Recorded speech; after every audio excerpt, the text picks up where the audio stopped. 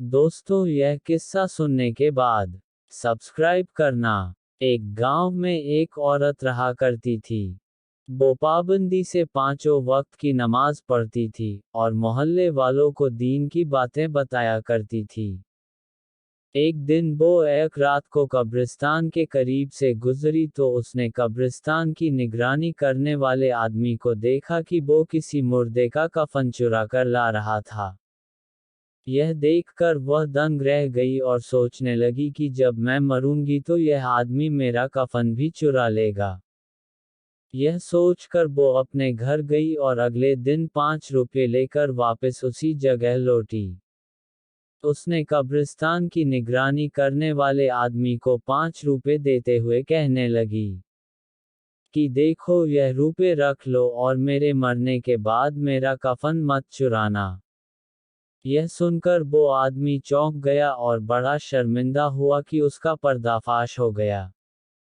औरत ने कहा, तुम इत्मीनान रखो, मैं इस बारे में किसी से नहीं कहूंगी, क्योंकि किसी का ऐब छुपाना भी एक इबादत है।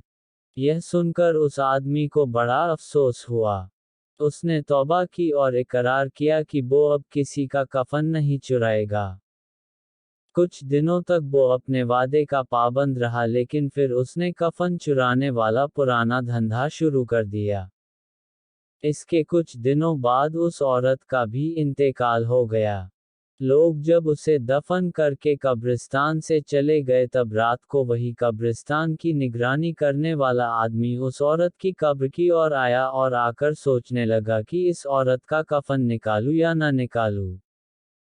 सोचते सोचते काफी देर हो गई। आखिरकार उस आदमी को उसकी लालच ने फिर मजबूर कर दिया और वह उस औरत का कफन चुराने के लिए कब्र के और करीब पहुंचा।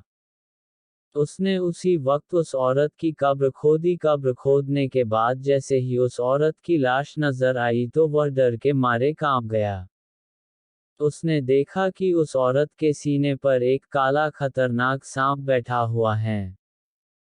उसकी घबराहट देखकर एक आवाज आई, ए इंसान, तूने वादे के बावजूद फिर ऐसी हरकत की, एक सांप देखकर तू डर गया। क्या तुझे मालूम है कि यह सांप मेरे सीने पर क्यों बैठा है? सुन, एक बार मैंने अपने दांत साफ करने के लिए बिना पूछे अपने पड़ोसी के घर पर लगे एक पेड़ से एक छोटी लकड़ी तोड़ दी थी। जिंदगी में कभी यह ख्याल भी न आया कि यह भी कोई गुनाह है, लेकिन आज उस चोरी की मुझे यह सजा मिल रही है। जरा तुम सोचो, तुमने अपनी जिंदगी में न जाने कितनी चोरियां की हैं। तुम्हारा क्या हाल होगा? इतना सुनते ही उसने उस औरत की कब्र बंद कर दी और सच्चे दिल से अपने गुनाहों से तौबा कर ली।